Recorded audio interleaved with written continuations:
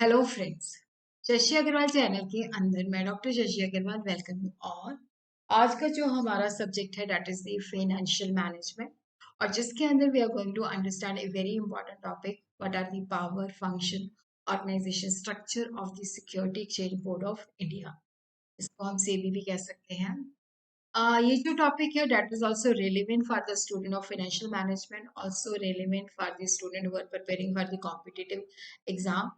अगर आपको मेरा ये एफर्ट सही लगता है तो डू लाइक माय वीडियो, इसको शेयर कीजिए।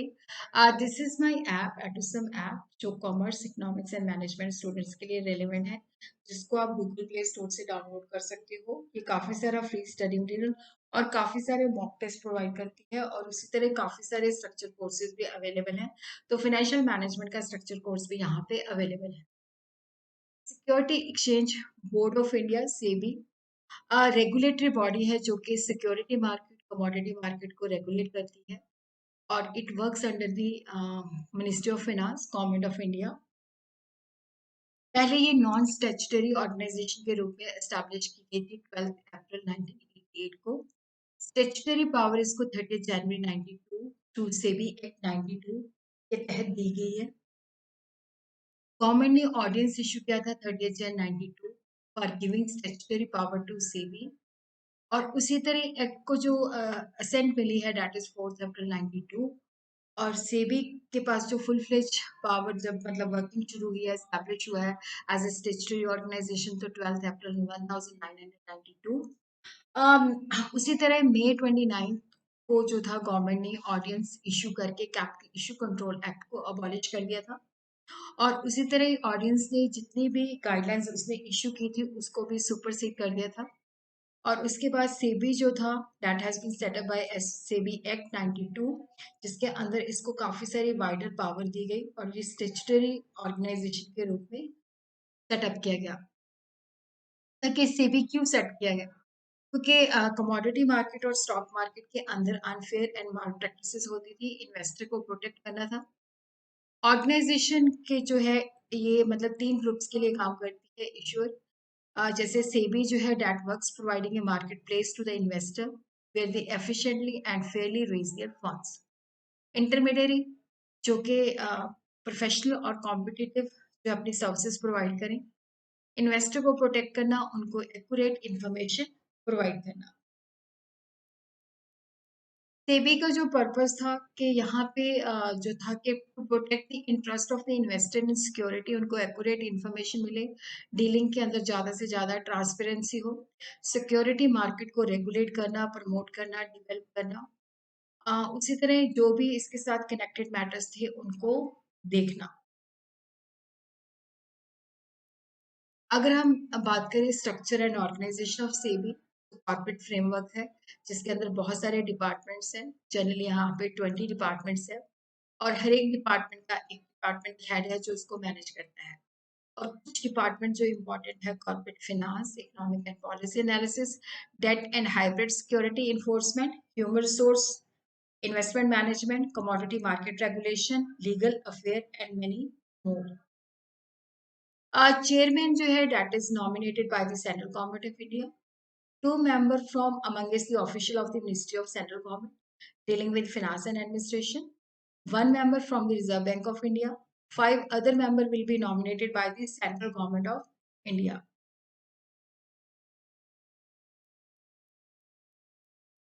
और उसी तरह ऑफिस की टर्म्स क्या है या अदर कंडीशन ऑफ सर्विस क्या है चेयरमैन की और मेंबर्स की, वो जो है सेंट्रल गवर्नमेंट जो है मतलब डिस्क्राइब करती है। और किसी भी वक्त इनकी अपॉइंटमेंट को टर्मिनेट किया जा सकता है, कम से कम वहां पे 3 मंथ्स का नोटिस पहले सर्व करना पड़ेगा।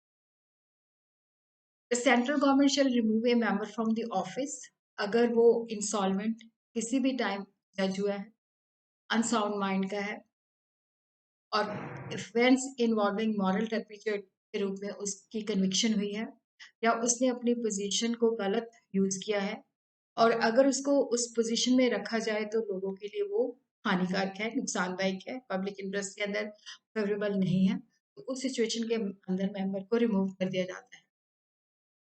उसी तरह अगर हम बात करें कि जो सेबी है, इसके पास जो पावर है क्वासी जुडिशियल, क्वासी एग्जीक्यूटिव और उसी तरह जो है क्वासी लेजिस्लेटिव, जिसको हम वन बाय वन करके अंडरस्टैंड करते हैं।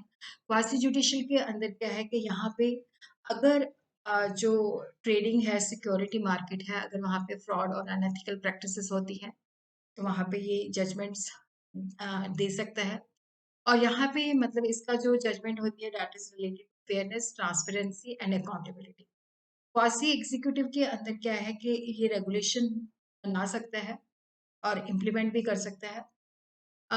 empowered to implement the regulation and judgment made and to take legal action, कि यहाँ पे जो जुडिशियल ने अपना डिसीजन सुनाया है या जो रेगुलेशन है उसकी इम्प्लीमेंटेशन, जो जजमेंट है उसको इन्फोर्स कर सकता है कि अगर कोई वायलेशन करता है तो लीगल एक्शन भी लिया जा सकता है। बुक्स ऑफ अकाउंट्स को इंस्पेक्ट कर सकता है और अगर लगता है कि रेगुलेशन की कोई वायलेशन हुई है। लेजिस्लेटिव के अंदर क्या है कि सेबी के पास पूरे राइट्स है, वो रूल्स एंड रेगुलेशन को बना सकता है ताकि इन्वेस्टर की प्रोटेक्शन हो सके, कोड ऑफ कंडक्ट बना सकता है। और उसी तरह कुछ रेगुलेशन जैसे इनसाइडर ट्रेडिंग रेगुलेशन है, listing obligation and disclosure requirement है।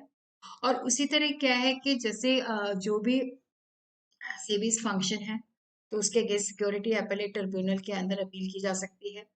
और SEBI's functions still have to go through the Security Appellate Tribunal and Supreme Court of India। तो यहाँ पे आप Security Appellate Tribunal को अपील कर सकते हो, उसी तरह आप सुप्रीम कोर्ट के पास भी जा सकते हो। तो what is the major role of SEBI? The main objective क्या था कि जब सेबी को सेट किया तो इन्वेस्टर को प्रोटेक्ट करना था, उनको एक्यूरेट इंफॉर्मेशन, ट्रांसपेरेंसी होनी चाहिए थी।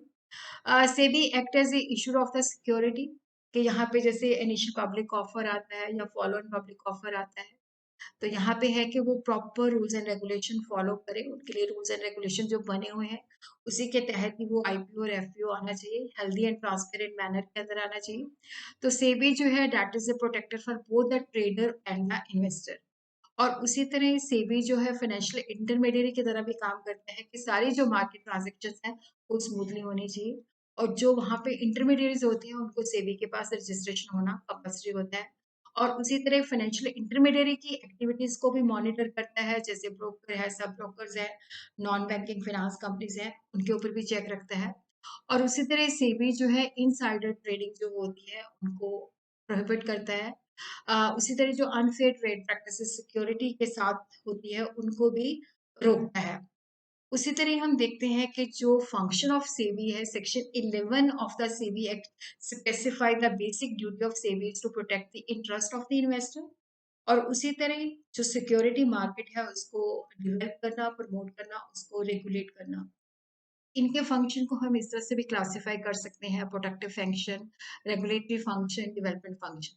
जैसे जिसके अंदर प्राइस के ऊपर कंट्रोल रखना, इनसाइडर ट्रेडिंग को करना, जो अनफेयर ट्रेड प्रैक्टिसेस हैं और जो फ्रॉडुलेंट प्रैक्टिसेस हैं उनको रोकना, रेगुलेटरी के अंदर कोड ऑफ कंडक्ट बनाना, गाइडलाइंस बनाना, और जो ब्रोकर्स हैं, सब ब्रोकर्स हैं, उनकी रजिस्ट्रेशन करना, फीस वगैरह जो है चार्ज करना। डेवलपमेंट फंक्शन के अंदर एजुकेशन एंड अवेयरनेस इन्वेस्टर को देना, इंटरमीडियरी को ट्रेनिंग देना, रिसर्च वर्क करना। तो यहाँ पे हम अब डिटेल के अंदर करते हैं फंक्शन। यहाँ पे मैंने सारे फंक्शन क्लब कर दिए हैं। The following measure may be taken by the SEBI to fulfil his duties. Stock exchange का बिजनेस रेगुलेट किया जाता है और दूसरी जो सिक्योरिटी मार्केट्स हैं उनका भी किया जाता है। बाय लॉज बनाए जाते हैं, कोड ऑफ कंडक्ट बनाया जाता है। और उसी तरह जैसे स्टॉक ब्रोकर है, सब ब्रोकर है, शेयर ट्रांसफर एजेंट्स है, बैंकर टू एन इशू है, ट्रस्टीज ऑफ ट्रस्ट डीड है, रजिस्ट्रार टू एन इशू है, मर्चेंट बैंकर्स हैं, अंडर राइटर्स हैं, पोर्टफोलियो मैनेजर्स हैं, जो भी इंटरमीडिएट है उनको जो है रजिस्टर सेबी के पास होना जरूरी है। ये रेगुलेट भी करता है। और उसी तरह registering and regulating the working of the depository participant, custodian of securities for institutional investors, credit rating agency, such other intermediary जो बोर्ड स्पेसिफाई करते हैं। और उसी तरह जो वेंचर कैपिटल फंड्स हैं उनकी रजिस्ट्रेशन एंड रेगुलेटिंग, और जो कलेक्टिव इन्वेस्टमेंट स्कीम है उनको भी ये प्रॉपरली रेगुलेट करता है। सेल्फ रेगुलेटरी ऑर्गेनाइजेशन को प्रमोट करता है, रेगुलेट करता है, अनफेयर ट्रेड प्रैक्टिसेस के ऊपर रिस्ट्रिक्शन लगाता है, और इन्वेस्टर को एजुकेशन प्रोवाइड करता है, इंटरमीडियरी को ट्रेनिंग देता है, और जो इनसाइडर ट्रेडिंग होती है उसके ऊपर भी प्रिवेंशन लगाता है। और उसी तरह ये जो substantial acquisition of share and take over होता है उसके ऊपर भी चेक रखता है, उसके लिए भी रेगुलेशन बनाता है और स्टॉक एक्सचेंज की इंक्वायरीज भी करता है, ऑडिटिंग भी करता है to keep the security market efficient and up to date all the time through proper research and development tactics. और उसी तरह performing such function and exercising such power under the provision of Security Contract Regulation Act और उसी तरह fees जो है charge करता है या अदर चार्जेस ताकि अपने ऑब्जेक्टिव को वो पूरा अपने फंक्शन को परफॉर्म कर सके।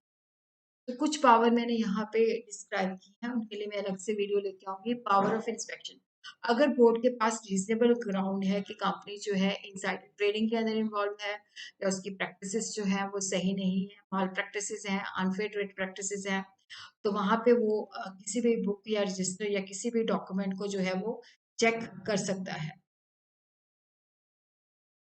और इसी तरह बोर्ड के पास कोर्ट की सिविल कोर्ट की पावर है under the code of civil procedure while trying a suit in respect of the following matter, जैसे यहाँ पे बुक्स ऑफ अकाउंट्स को डिस्कवर करना, उनको प्रोड्यूस करना या कोई भी डॉक्यूमेंट जो है जो कि बोर्ड स्पेसिफाई करता है और उसी तरह लोगों को जो मतलब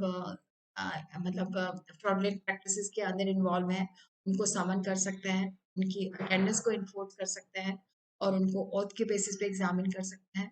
inspection of any book register other document of any person refer to section 12 at any place और उसी तरह रिकॉर्ड को चेक कर सकता है, इंस्पेक्ट कर सकता है। Power in the interest of the security market board by giving an order, हाँ उसके अंदर ये है कि यहाँ पे रीजन रिकॉर्ड करने पड़ेंगे ताकि जो इन्वेस्टर हैं उनके इंटरेस्ट प्रोटेक्ट हो सके। तो यहाँ पे उनके मतलब इंटरेस्ट को देखते हुए किसी भी सिक्योरिटी के अंदर ट्रेडिंग को सस्पेंड कर सकता है और किसी भी जो व्यक्ति उनको लगता है कि अनफेयर ट्रेड प्रैक्टिसेस के अंदर इन्वॉल्व है उनको रिस्ट्रेन कर सकता है कि वो सिक्योरिटी मार्केट को एक्सेस नहीं कर सकते। ऑफिस बेयरर या कोई भी जो है स्टॉक एक्सचेंज का या सेल्फ रेगुलेटरी ऑर्गेनाइजेशन का अगर उनको लगता है कि they are involve in unfair trade practices तो उनको सस्पेंड भी कर सकता है। Board has the power to impound and retain the proceed of security in respect of any transaction which is under investigation।